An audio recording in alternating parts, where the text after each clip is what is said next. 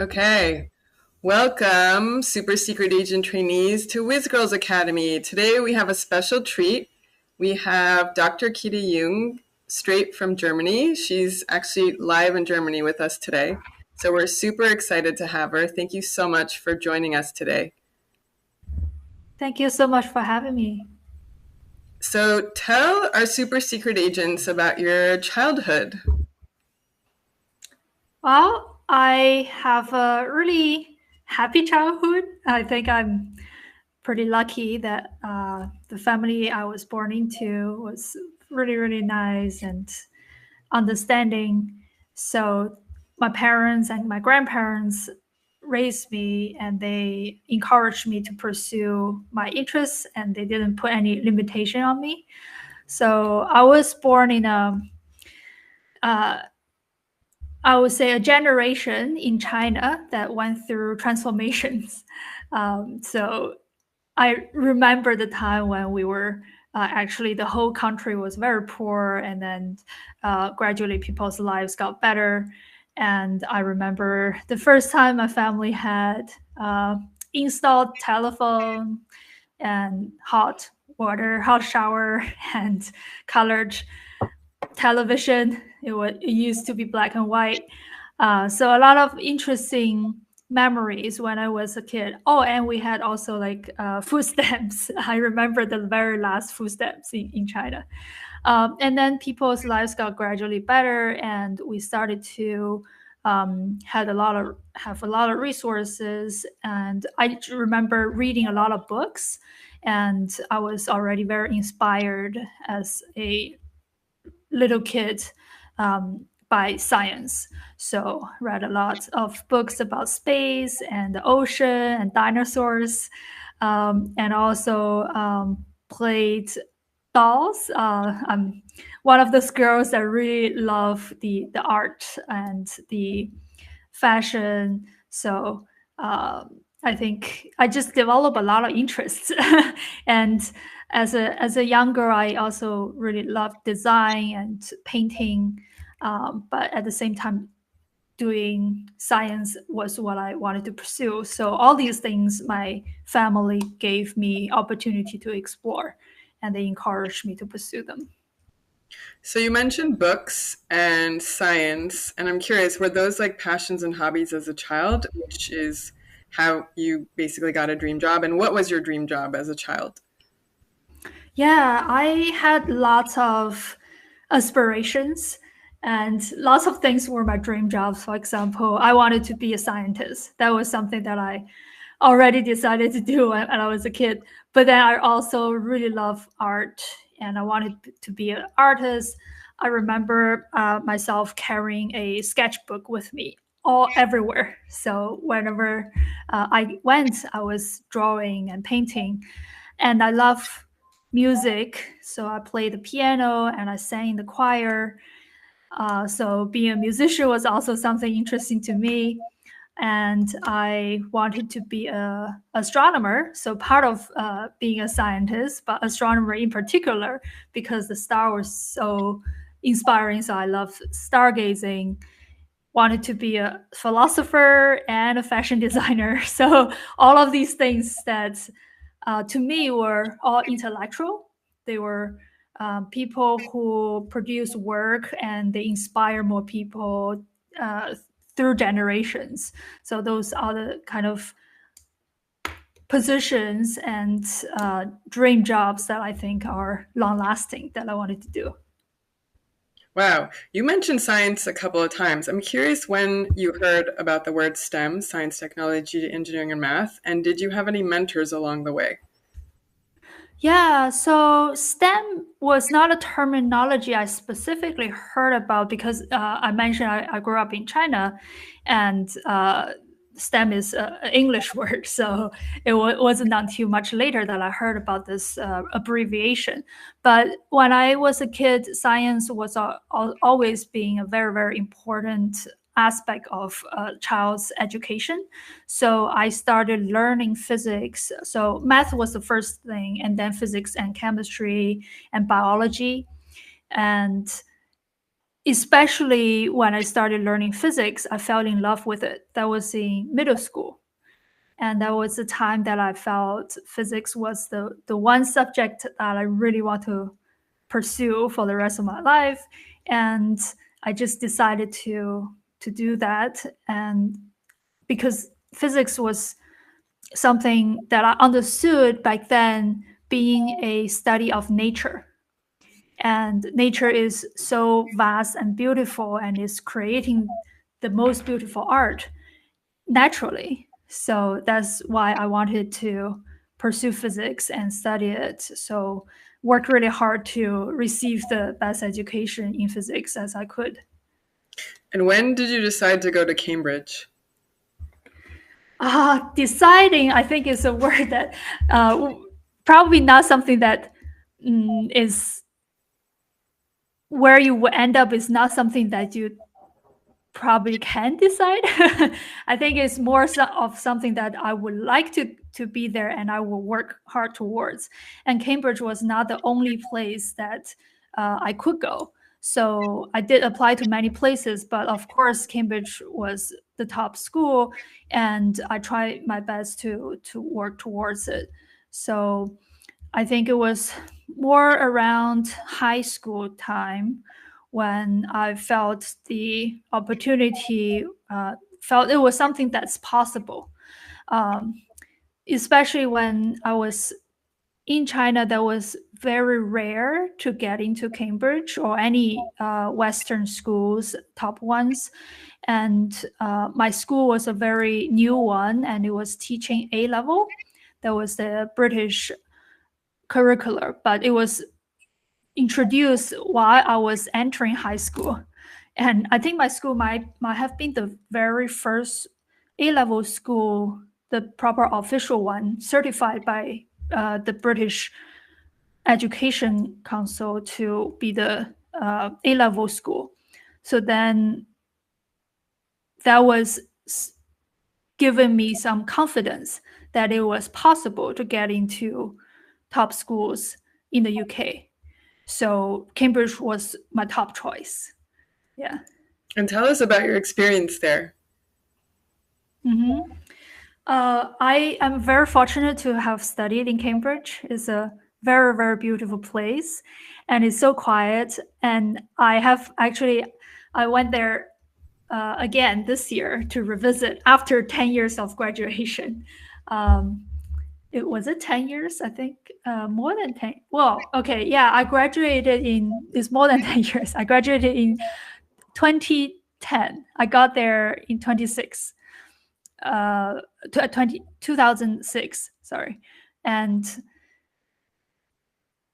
uh, I haven't been back for like 8 years, and it's just always reminding you of the best memories in your life. It's very classic with all the castles around and the beautiful river. You can do punting. Is just a perfect academic place. Everywhere you go, it is filled with history and art. And there was the Cavendish Lab, which was one of the top physics and science labs in the world. Is got a lot of the instruments, scientific instruments from history, and all the famous physicists invented. Um, it is basically whenever you are there, you can feel the academic atmosphere, and everyone around you can have a very deep conversation and discussion with you about science and history and art and philosophy. So I had a lot of classmates in different subjects that were super inspiring to be studying with. So it was a very memorable and valuable time. Sounds like a lot of fun. And when did you decide to go to Harvard? Was it straight after Cambridge or did you take a little break? Yeah, it was straight after Cambridge. That was the time that I was applying for my PhD. So while I was studying in Cambridge, I always wanted to try something different. And I thought about going to the America for my graduate studies. One of the reasons was that the science subjects research tend to be more applied. I think in a place like Cambridge is more fundamental, and I wanted to apply what I learned into things that I can build and make them into products that other people can use. So I decided to apply to the States, quite a few schools as well, to pursue applied physics, applied science. And Harvard, I went to the School of Engineering and Applying Sciences. So that was also very lucky of me to get into Harvard. But I did work super hard during my undergrad to get a good academic career and training in order to pursue something further. Okay, so tell our secret agents again what you majored in at Cambridge and then also what you did at Mhm. Harvard. Yeah, in Cambridge, I did natural sciences and focusing on physics. So, natural sciences is a very helpful subject that teaches you a broad set of subjects you can choose from quite a few different science curricula. For example, I did math, physics, chemistry, and material science. But there are also biology. I think there was astronomy later on as well. And let's see, sociology might be one of those two, and geology. And then I decided to do more of the physical track instead of the biological one. And then in the second year, it narrowed down to physics and maths. And then in the third and the fourth year is basically your determined major. So I chose physics. And in particular, it was condensed matter physics. So a very unique experience I had was that I actually started working in the Cavendish lab since my first year of undergrad. I talked to my professor and asked them if they had any opening in their lab, and as a student, could I go learn during the summer? So ever since my first year, I didn't go back home to have holidays, so I went to the lab and worked, and really learned from the world top researchers, the world class teams that were in Cambridge. So I specialized in condensed matter physics, and I learned the quantum how to conduct experiments to study the quantum properties of materials. So I had to cool materials down to like a few hundred millikelvin, extreme low temperature, in order to study the quantum properties. And then in Harvard, I did something that's related but not completely the same. It was more applied. So I designed my own circuit chips and structures. So it was the applied physics program. But in the PhD program, you could propose your own subject. So my thesis was to design plasmonic circuits, which are circuit structures you can create in semiconductors. But between two semiconductors, you have a layer of electrons. So you can create structures on it to guide the electron wave to go through. And this can be used in telecommunication applications. So that was something that I studied and basically learned how to theoretically construct a whole new artificial system and simulate it in software. Went to the clean room to make the things. Those things are like nanometer and micrometer size little structures that you have to work under the not just a normal microscope, but like electron beam and photo using very specialized microscopes. And then after you make your own chips, you would then put it into a measurement system that you yourself design, and to measure the data that you are theoretically predicted. And oftentimes you collect data that actually doesn't exactly match with your theory. So then you have to come up with reasons and explanations and repeated experiments to correct your theory. So that was a kind of an end-to-end experience. You would write it up and publish your results, finding something no one has done before. So it was a very good training in the PhD program. So those were actually directly related to what I did as my first job. I went to Intel to do silicon photonics. So instead of electron waves, it was light waves on chip. So these things are actually being used in data centers for communication So purposes. when you graduated from Harvard, you went straight to Intel or you went to Microsoft first? I went to Intel first. So that was my first job. And in the PhD program, you would do everything yourself. So you would design something and build it and then measure it, publish it. Everything kind of end to end is your own theory, your own construction. At Intel, it is much larger scale. Is about converting your handmade designs into something that can be made into products, repeatable units that millions of people can actually use. So that was really expanding what I learned in my PhD. And how long were you at Intel for? Intel, I think 3 years. Joined Microsoft in 2018. I joined Intel in when I graduated in 2015.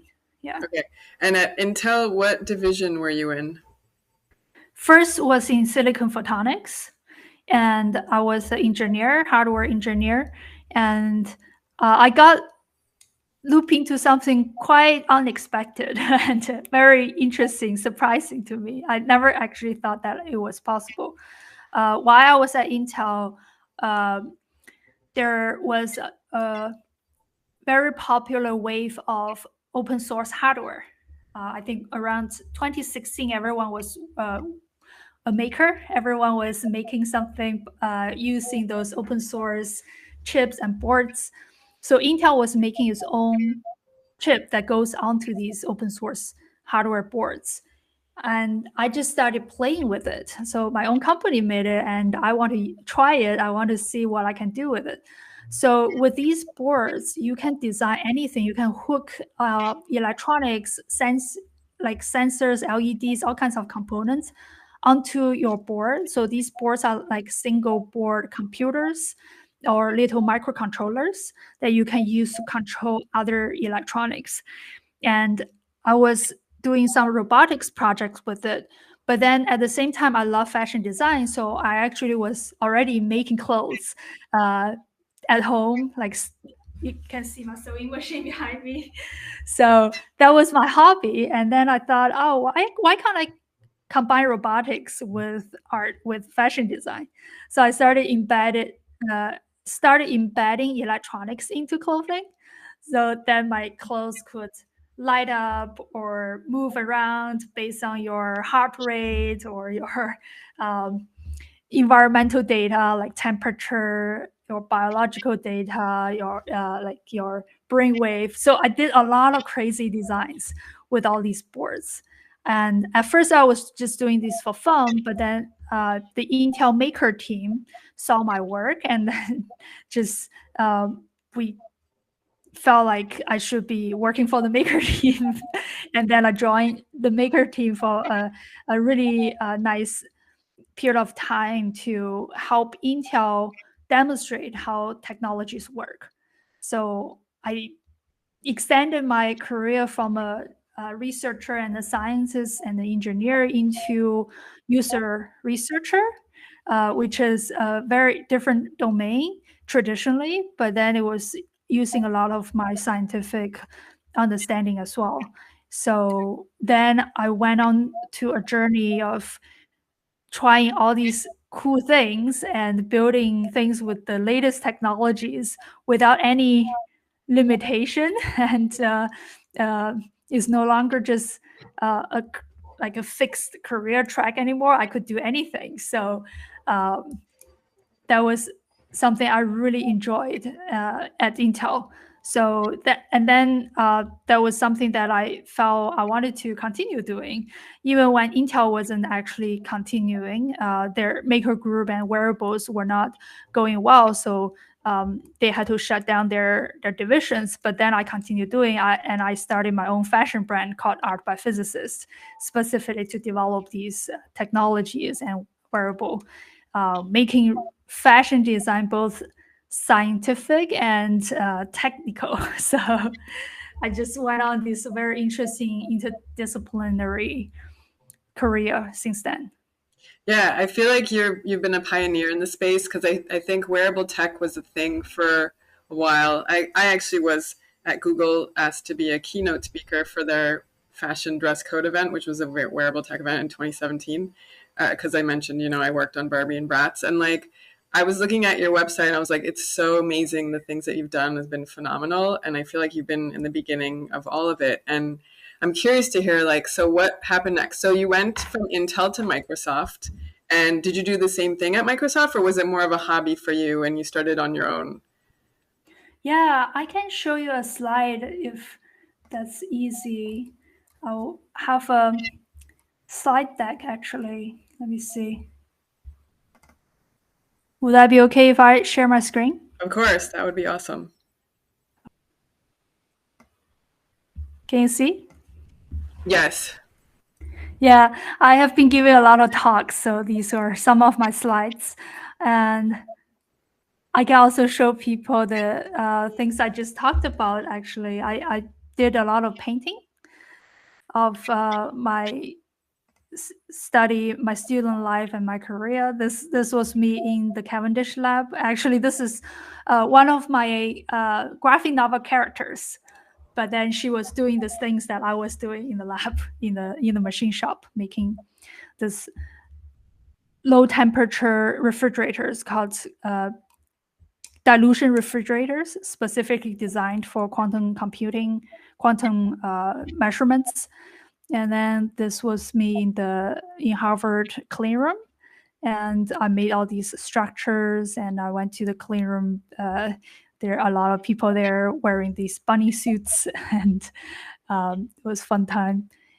And then this was at Intel. These were one of the products that I worked on.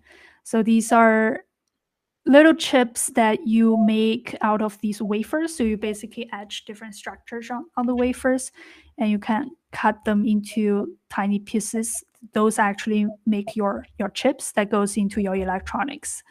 And these are the transceivers that have these chips inside, and you plug them into the data centers for communication through optical fibers. And this was me in Microsoft.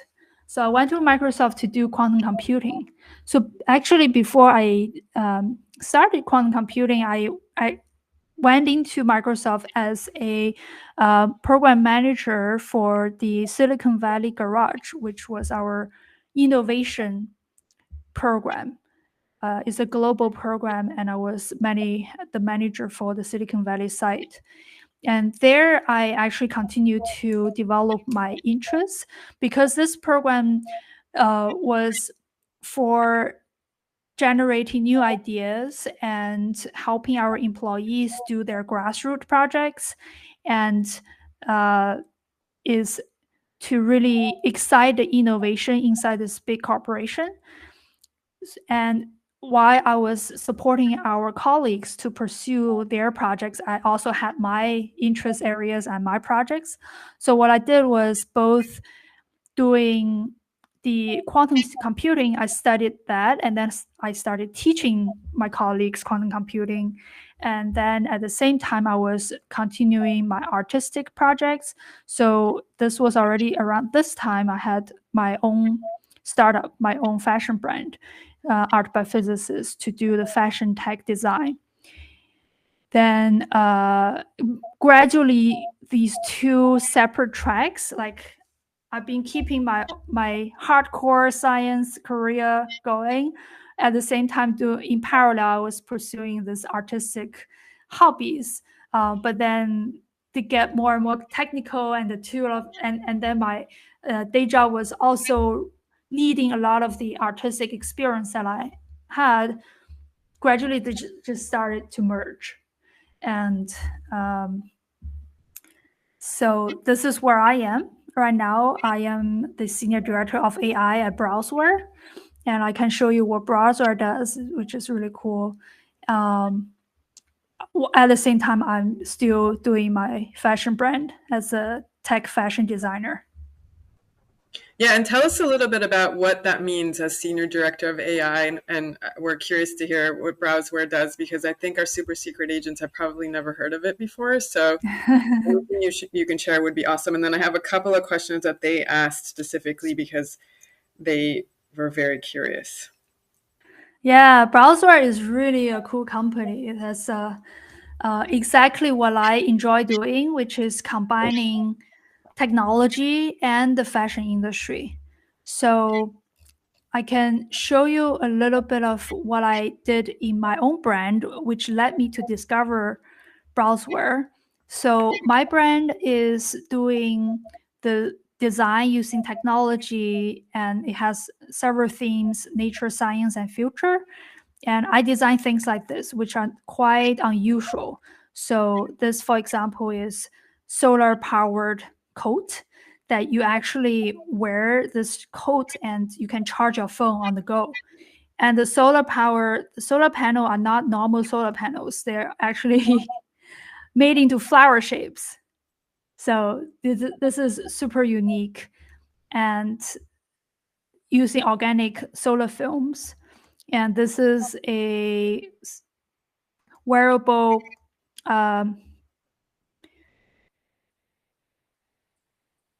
yeah, this, I don't know if you can hear the audio, but this is a printed conductive ink that's made of silver.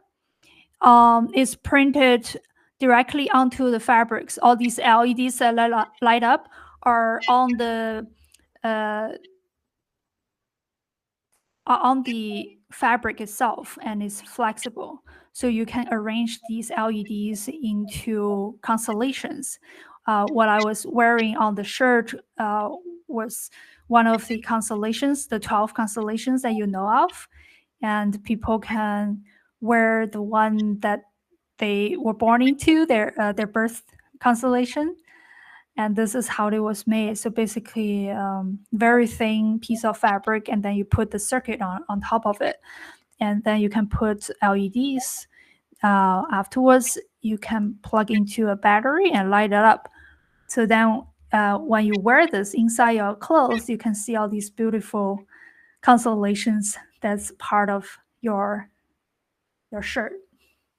That is so cool. So tell us, like, how long does it take for you to make these like items, and like what is the like process? Is it like the idea comes in your mind and then you just decide to make it, and does it take like a few weeks, a few months? Like how does that work? And with the technology, like how do you integrate that? Great question. So actually, for me to make something that could be really quick, so I could have an idea in the morning. If I had the materials with me, I could finish making it in the evening. So if I need to go to a party in the evening, I could already just make something very quickly. But on average, usually this project to prototype them could take depending on how finished they are, it could be more than 10 hours. And also the technology, depending on how complex it is. But I think prototyping is, to me, a pretty straightforward process now that I've done so much of it. But the difficult part is actually to productize them, to make them into repeatable units that other people can buy. At first, I wasn't even thinking about doing this because I was just designing and making things for fun. But then I always get questions from people, how do you actually, where do they buy my stuff? So I started digging into the manufacturing side of things because I was just too too curious. This process actually is very, very painful, to work with a manufacturer and to convert your handmade prototype into those files you need to send to manufacturer. Is called tech pack. It includes patterns and samples, a lot of actually physical shipping and waste of resources and time that went to it. So to develop from a prototype to a repeatable sample, it could be more than 9 months or even longer. And that was very shocking to me. At first, I thought it was just me in a different industry trying to get into fashion, which wasn't my industry. Turned out that a lot of the big brands, even the world top brands, could also have all these back and forth and iterations and errors and waste involved, that they also take such long time to develop something.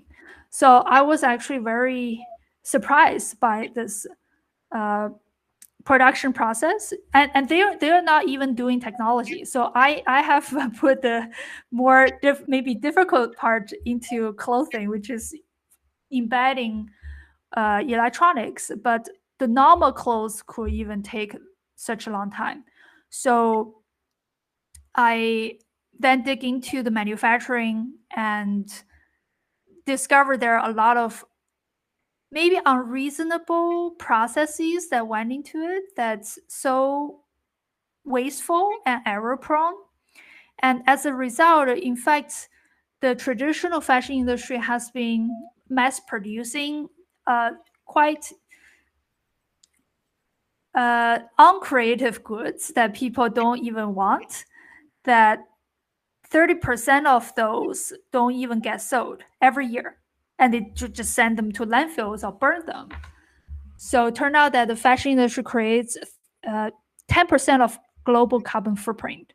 So that was very, very sad for me to find out that the industry that's pursuing art and beauty that I really love for the creativity turned out to be backed by this really wasteful and polluting supply chain that shouldn't be there. So I wanted to do creative work like this, and lots of independent designers like me also suffer the same thing. It's like all these things are very hard to make. So it's very difficult to get manufacturers to make them. And you have to accumulate an inventory and producing all these over production. So I just thought that it shouldn't be run this way. So I started digging into what are the technologies that's out there that can really help us to convert our interesting ideas very quickly, rapidly, and do digital sampling instead of making physical samples and shipping things back and forth. Um, how do we help even larger brands to remove the unnecessary steps and the physical pollution that has been generating? So this is where I got into what Browser has been doing. And actually, when I was at Microsoft, I started a startup to really tackle this supply chain issues, and wanted to do a complete ecosystem that is digital based and is using the latest technologies to help designers turn their ideas into digital samples and then quickly made into products through first making the right things for people, only make them when people want them, and then having more democratized and automated factories to support creativity. So this step is key. So to have a digital sample, you need software. So you need to have your design digitally represented on your computer. So this is now the process that I take for all of my collections, is that I actually don't make the physical sample by hand anymore. My first things are all digitally made, and these can then adjust to people's specific measurements. So if you tell me your size, I can simulate in the software your body shape, and your specific is not even just different types of sizes, but specific body shapes that you can then modify these patterns to fit your body. So this is really flipping around the really backward way of producing something physical and hoping people can buy and hoping they fit people. Instead of doing that, we just create things for people specifically. So you can see that now I have all these digital representations of my products. So that was the same coat that you saw just now with the solar panel at the back, but this is the digital twin of it. So with the digital twin, you can also do very interesting, unusual things. I'll just run through this video and you'll see in a bit. There are things that you can do digitally that's not physically possible. This is very cool. And this was part of your startup, or is this what you're doing at Brosware as well? This is using Browseware for my startup. Oh, So okay. Browseware is a company that made software that allows you to do this. Got it. Yeah. So these are digital twins. You don't need physical samples. Is actually using physics, real life physics, to simulate how a piece of fabric and different types of fabric will look on the human body. And you see that if it's digital, you can even do crazy things like having a planet go around you. That was my painting of Jupiter. Oh yeah, by the way, all of these garments have my hand painted drawings on them. So even the animation was my hand painting. So you see a lot of them. Actually, all of them are nature inspired. So it's either our earthly nature or it is space and And the that looks universe. like a ring of Yeah, that's Saturn. I So was digitally, you can do that. Saturn. Like, that's awesome. I think they're so And this cool. is the physical way to achieve it. So I actually have the dress hanging there. If you turn around, it would lift up the skirt that would look like the Saturn ring. So now, this is what you were asking me. This is the one of the softwares that Browseware produced, called vStitcher. Is my favorite software. Is not one of my favorite, is my favorite software. So it allows you to digitally do the patterning. So how do you cut the piece of fabric in 2D? And then in 3D, you can right away simulate it onto a person with different sizes and measurements. So I basically now when I do things, I make one for my body. I could do a process video and I make a sample and then I show it to people. Then people take orders and send me their measurements. Then we would grade it to the specific size for this person, for each customer. So all of these is all on the computer. You don't have to waste any time and money and resources to do this physically. And by the way, these are cats actually from the customers. So people submitted their cat photos, and then I would put them onto the fabrics and get them digitally printed. So when people wear these dresses, they actually have their own cats on it. That's so cool. So you could do a personalized, customized thing. So how long does this take? Like, let's say our super secret agents want to put in an order. How long does that take? It could be around a week. So yeah, there are factories. For example, the dresses could take basically a weekend to finish. but you need time to order the fabric. So it could be 1 or 2 weeks, because all these cats are specifically printed for you. So then you have to wait for the material time. The construction is actually really quick because now you have all these things digital and you see these things drawn on the fabric. These are patterns. These are how you would cut the fabrics. So it's all already on the fabric. You just cut along the lines and sew it up. So I even make these into DIY kits that people can make them themselves. Um, so yeah, it depends. It depends on the complexity of the garment, but usually, yeah, it's a couple of weeks. Okay, awesome. All right, so I'm going to switch now to some super secret agent questions, and then Mhm. we'll do key takeaways and the fun 60-second. Okay, so this is a comment and then a question. You are a real life superhero. Thank you for being here. Have you had someone who inspired you in your STEM journey? Yeah, lots of people, lots. Most of my teachers and my professors, my PhD advisors, they all inspire me. And you work with them every day and you actually learn how they conduct science and uh, the really they are pioneers exploring new territories, new areas. Science is about discovering things that no one have done before. So you are bound to do the most difficult things. There are not a lot of the existing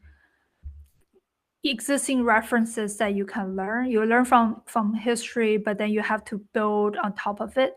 So all of my professors were doing this, and I'm just very grateful for the guidance that they have provided me. And of course, there are also when I was a child, like role models like Marie Curie, Einstein, all these very famous people, of course. But I think it's important that we learn more about them. I remember reading biographies of these people and trying to really understand their lives. Uh, and they were also working in very different times. So I think we are lucky in the sense that we are born in a better living standard than the past. Um, but they also had different opportunities and setbacks, like there were wars, but then their fields were also new and being developed. Right now we are learning a lot of things that they have developed, so we need to look for more things that we can continue making discovery and intellectual contribution to our society.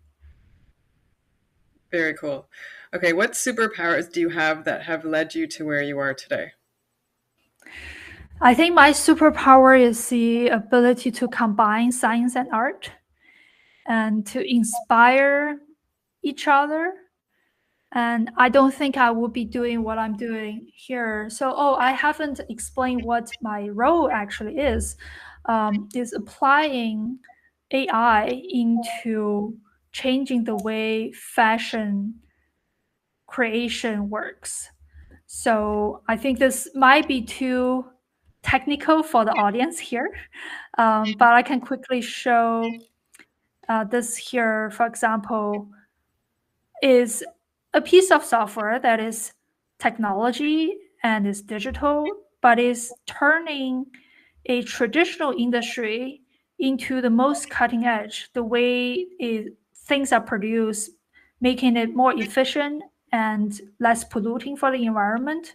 And it also shortens the development time for a product. Like this is showing we can use digital processes to shorten what I mentioned, 9 months into a 4 month process, while AI is automating a lot of these and helping us shorten it even further from that 4 months into maybe even 1 month. And there needs to be a lot of application of machine learning and computer science, having generative AI create the images that you need, but then also turning these images into manufacturable and producible garments. So I don't think I would be able to do any of these if I didn't pursue physics. And but then at the same time, if I didn't have an open mind of doing art on the side and applying art into science and applying science into art. Yeah, that's phenomenal. There was another question that came in that's relative to what you just said, so I want to make sure we cover this for the students. You are a physicist, engineer, and an artist. How do you connect all of these different fields? Yeah, I tend to identify what's missing, what are the gaps, what are people really needed in their lives, and try to create things that help them. So when that is my goal, then I will look for applications of the latest technology into, say, a traditional industry like fashion. And I think that's essential. And I'm also applying what I learned in physics to interpret economics. So I also have a slide there, but it's probably a bit too advanced for the audience. You will learn all of these when you get older. But what I wanted to show you is in industry, in academia, in school, even grad school, in research, these are the kind of things that we learn. I mentioned that we study, we have a theory, we simulate things, and we could do some fabrication if you're working on the physical, the applied instead of theoretical studies. And then you do measurements and you publish. Later on in industry is more about scale and is things that you make by hand in the lab are very, very small scale. These are prototypes. So you need to scale them into a production level, which then involves tons of study into the market and also involving getting funding and building your business models and validating your idea. So these are actually when a scientific person first come across these things, they may seem to be a little annoying and things to do with money. That's kind of annoying. Um, but then when you look into it, it's actually really about economy and the overall society and system. That is nothing different from what we learn in science. So in science, you study nature, and that is a very complex system. So in the process of scaling your idea, the production process from prototype is also finding the what people need, finding what market there is, and even come up with new ideas that can change the market structure. So these are um, applying physics thinking in economics, in understanding the nature of our society. So I think having the open mind to see the connections between different areas, that's essential in this pursuit. And probably related to this question, I have this diagram here. I think a lot of the problem in our society has been created by silos. But then here, you really see the connections between different fields, different things that people do, from the most hardcore science and engineering all the way to the consumer goods, art, and culture. These are all interconnected and relying on each other. And why do we even want to do art and culture? Because that brings us happiness and that fuels us to convert our creativity into productivity. So I think oftentimes, if we look at our education, for the most part, it has been pretty isolating, is separating STEM from art, and also even within STEM, they are separated disciplines. But really, they are the same things. They really need to be considered together. So Absolutely. I think it's all connected as well. And I don't know if you know, but I actually learned how to code in elementary school here in LA. I grew up in LA down the street from UCLA. And I had a female computer science teacher that taught me how to code Fortran on an Apple IIc green screen computer. And I played Carmen Sandiego every single day. So if I didn't watch the movie Big, I probably would have been stuck to that. But I think that was it's always been connected for me. And I feel like it's always been kind of strange to hear, oh, it's not for this person or that person, whatever. Like, it's wild. So okay, going back to the questions from the secret agents. What is nanotechnology? In the broad sense, is technology that relies on the tiny structures of materials.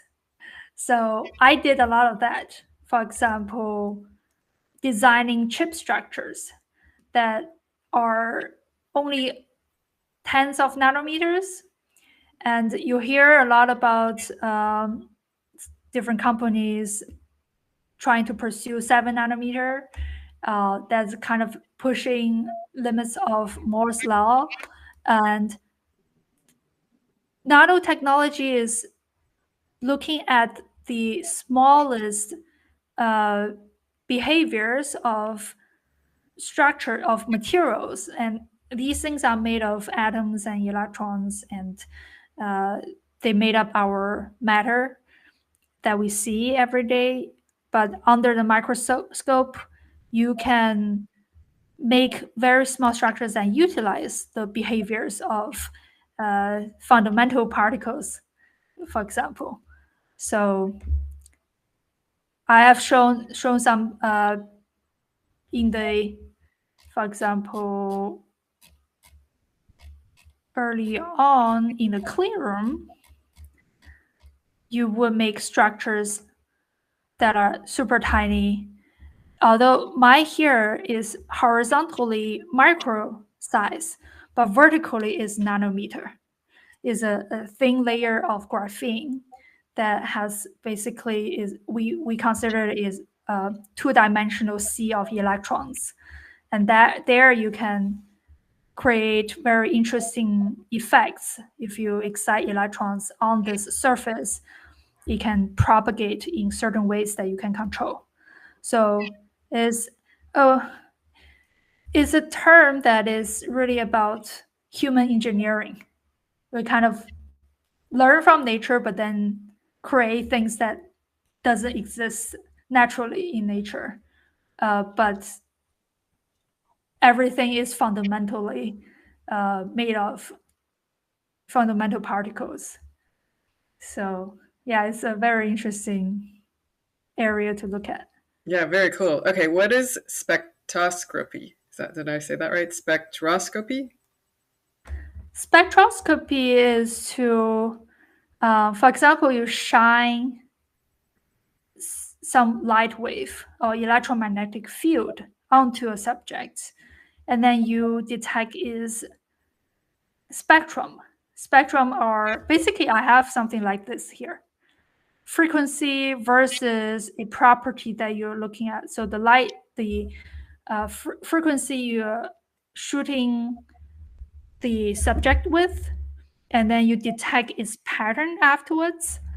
And this is transmission, so specific types of transmission formula that we're looking at. For example, here, if you don't have these patterns, you have a very plain curve here. That's natural behavior of the graphene material. But then if you pattern it with holes, then you are creating some artificial structure, and then you start seeing things. You start in the spectrum. You get a peak at a specific frequency, and that's the signal you're looking for. So spectroscopy can be, here is a terahertz, but then there are different frequencies you can shine your object with, and then you look at what's input and the output afterwards to see any signature that you're looking for. And that allows you to understand the actual material, the property, or the structure of this item that you want to study. Very, very cool. All right, let's switch back. What did you learn when you were 11 years old that you have kept with you today? Um, I think a lot of the past just were very nice memories. Definitely what my parents guided me when I was little. I don't remember if it was exactly 11 years old. Was they because I had so many interests, as I mentioned at the beginning. They always said that no matter what you become, whatever you do, a good human being should be contributing positively to the society. And that may sound a little cliche, and everybody could say that, but then I heard that when I was very little, and that it just reminded me constantly, what do I need to do? What should I do to make a positive contribution? And in the search of my career, I was also always being driven by that statement. And that's why I tend to find the hardest things and the problems in the world that I want to help solve. And that's being a lifetime guide. And there's another thing that I kept going since then was, I think, specific story was I was learning piano. And at first, I started very early. I think it was first year in my primary school, right after kindergarten, basically. My mom wanted me to learn piano, and um, I didn't actually like it at first. I think it was also part of not having a very inspiring teacher. So it was quite boring. And as a starting point, you were asked to play all the exercises, all the exercise pieces. These were not beautiful piano music that you hear from the radio or the television. So I was not motivated then. I was crying and um, fighting my family that I didn't want to play the piano anymore. So my mom was actually very open, and she said, "Okay, if you really don't want to do it, then take a break." And then I stopped for a little bit. I think a couple years I didn't play the piano, but my mom thought that once you start something, it's not good to stop.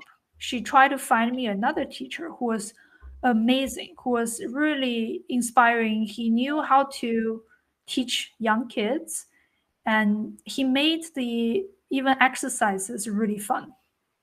And I learned maybe two major things. One is a very inspiring teacher is important, and I wanted to be some person like him.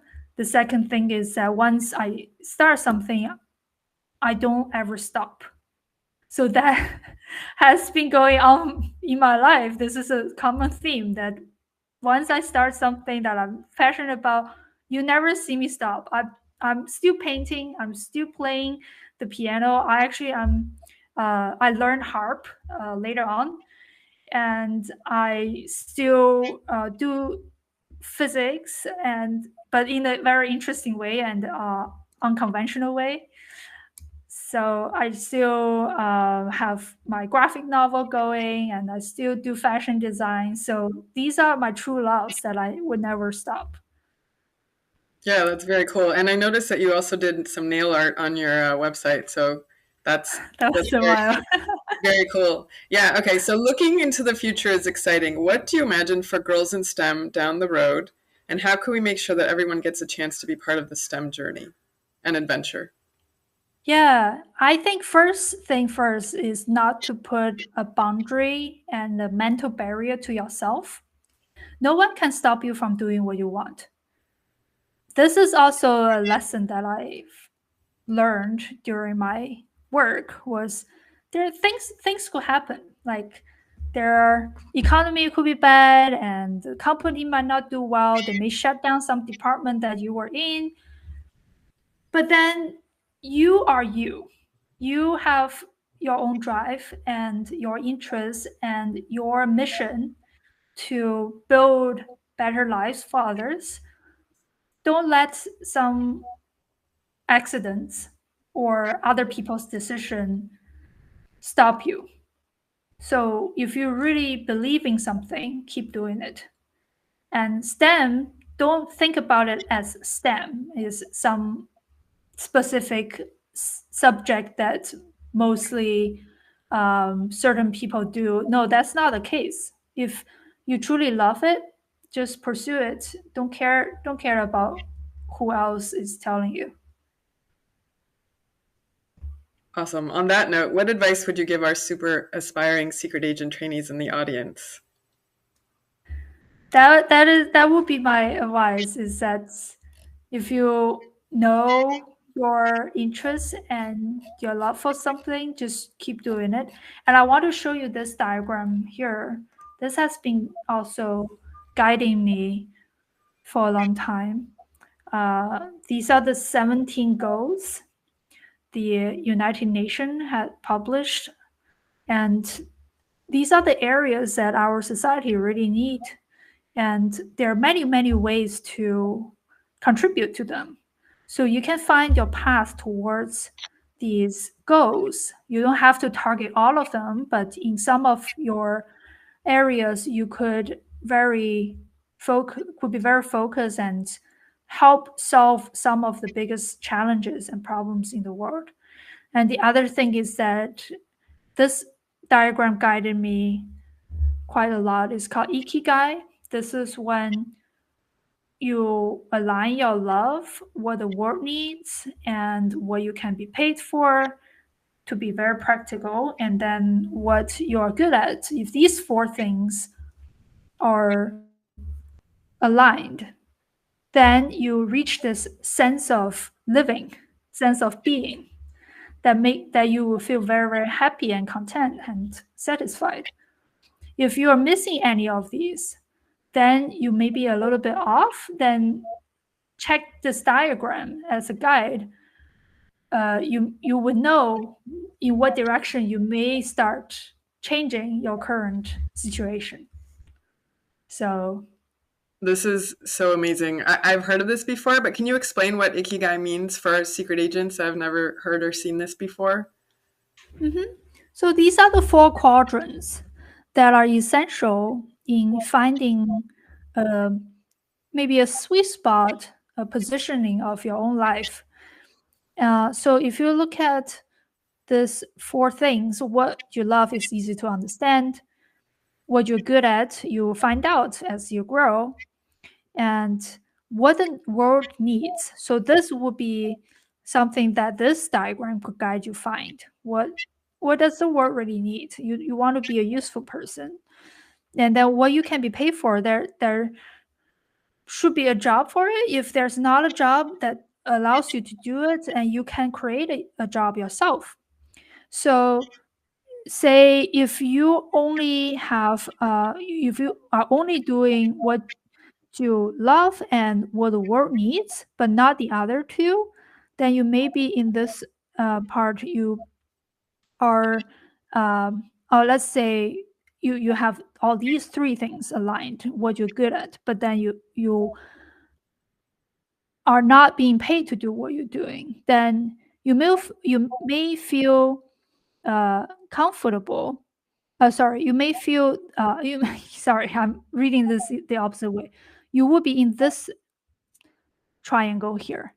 You are delighted and you feel fullness, but you have no wealth. Then you can't sustain. That's pretty sad story, but that's how the world works. But if you don't do what you love, you're targeting only what you can be paid for, and maybe you are doing what the world needs and what you are good at, then you are in this triangle. It's comfortable because you have money, you've been paid, but then you feel a sense of emptiness. So I had felt this for a couple times in my career, so I didn't like it. That's why I always make sure that I'm also pursuing what I love. That's phenomenal. That's the best, I think, lesson that our secret agents can learn today. Um, two more things. So you started a tech fashion design challenge, which I think is ended now, but you're going into the awards. So I think moving forward, can you tell our special secret agent trainees how to follow your journey? Is it best to follow you on Instagram, your website, LinkedIn? Yeah, my website is a good place. You see this is a design challenge. You can see the winners. Uh, I'm supporting a cohort of designers who were utilizing the technology to design some really cool ideas. And I really wanted to help them go to market and have further support from a broader audience. So that's what my brand has been spending a lot of effort and energy on. So this is my website. You can find the social here. So it's my name, kittyyeung.com. And you can also find me on LinkedIn and just search for my name, Kitty. So I have a middle YM, Young. But you probably find me if you search Kitty, Microsoft, or Intel, Harvard. So yeah, so these would be good places that you can find me. And we also have some social links on the website too. Awesome. And is this challenge a once a year challenge, or is this just something you did for this year? We started. This is the first time, and maybe we'll do another time, but another make it a yearly thing. We don't know yet. But I think right now we are focusing on bringing these ideas to the market. I can show you if you go to view winners. This is a collaboration between Art by Physicist, which is my brand, and Asgard is the solar film company that I showed you earlier that made one of the dresses that charges your phone. And Make is a magazine, Make Fashion is a fashion show, and Enlighten Tech is a company that made flexible LEDs, wearable LEDs. And all of us were collaborating with Hackster, which is the world's largest online open source hardware developer platform. So we have a lot of submissions, and then we voted for these really good ideas from just individuals, independent designers, and we're now helping them converting their ideas into products. So you see this LED tattoo, which is so cool and beautiful. These are really And cool. Is there an age limit for this? no, anyone can participate.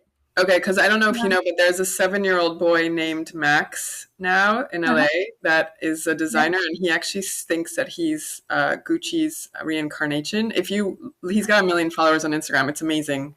He just went to Wow. the Fashion Week, and I feel like you guys should do something together. Should recommend. Yes. He's only 7, and he's been sewing since he was 4 years old. It's insane. You gotta look at his Instagram. Wow. Very, That's a very cool. genius. Yeah. Nice. Yeah.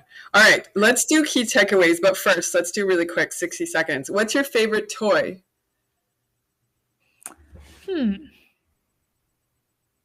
I don't know. Favorite toy I think there are quite a. child? I think it's my sketchbook. Yeah, I wouldn't call it a toy, but that's something that I carry with me everywhere. Okay. Favorite Yeah. video game? Oh, video game. I don't have a favorite video game, so that's probably one thing that I don't do, is playing video games. Well, because you're Yeah. creating all the time. So I think you're making use of your time. How about like favorite sci-fi, like Star Wars, Star Trek, or both? Yeah, Hitchhiker's Guide to the Galaxy. Okay, cool. Favorite show that you watched as a kid or animation? Ah, I yeah, it's a little bit guilty pleasure, but it's Sailor Moon. Ah, yes, of course, Sailor Moon. Okay, let's do key takeaways and let me know if we missed anything. Explore all different possibilities. Use your ideas to make change. STEM is difficult. You're always making new findings, so it will be hard, but find mentors and work with others. Be useful of your surroundings and the opportunities we have today. Find gaps in people's lives, create to help them. Apply what you learn in different fields to help you grow and succeed. Don't stop at any of your passions. Don't put boundaries up and mental barriers for yourself. You can do anything, control only what you can control. There's always a place for you. Great. And I will add one thing also. I think it's also about building for others. I think early on in our career is more about learning and developing ourselves, be the better self, and push ourselves. So it's all about we wanting to do something at first for ourselves. But I think later on in life, when you start to make things, you are actually needing to develop and build first maybe some products that other people need, but eventually it will become a platform where you can support a lot more people that you may be able to inspire, not just inspire, but substantially materially supporting other people that had similar aspirations like you when you were young. So I think that's a growth is not about pursuing certain satisfaction or career for ourselves, but it's really growing to a level that we can help more people. So, so true. Awesome. Thank you so much for ending on that note.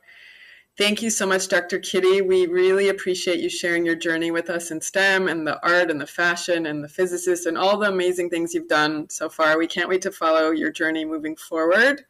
And we'll be back here again. Thank you, Super Secret Agent trainees, for an amazing day today. We'll see you again tomorrow.